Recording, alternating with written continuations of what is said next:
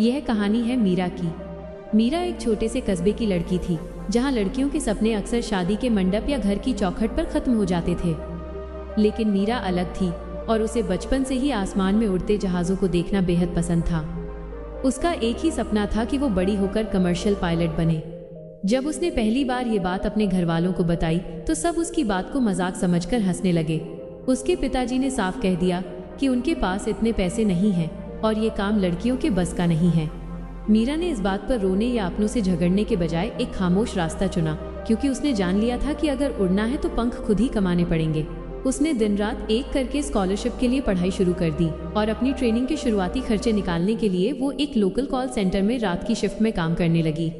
इस दौरान समाज ने उसे तरह तरह के ताने दिए और लोगों ने कहा कि ये लड़की हाथ से निकल गई है जो रात रात भर बाहर रहती है। लेकिन मीरा ने अपने कानों में जमाने के तानों को जगह देने के बजाय सिर्फ जेट इंजन की आवाज को बसा रखा था। उसकी कड़ी मेहनत आखिरकार रंग लाई और उसे दिल्ली के एक बड़े एविएशन इंस्टीट्यूट में दाखिला मिल गया।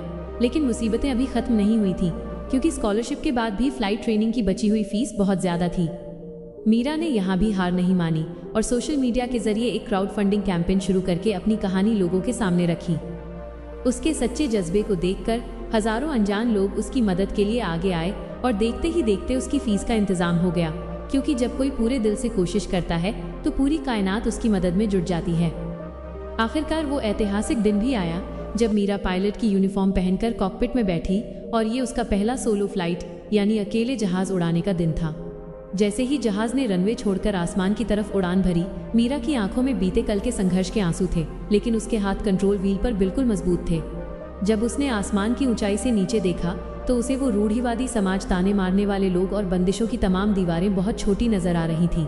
मीरा ने पूरी दुनिया को यह साबित कर दिया कि सपने किसी की आर्थिक स्थिति या लिंग के मोहताज नहीं होते, और आज वो सिर्फ आसमान में जहाज ही नहीं उड़ाती, बल्कि हर उस लड़की के हौसलों को पंख देती है जो अपनी जिंदगी में कुछ बड़ा करने का ख्वाब देखती है।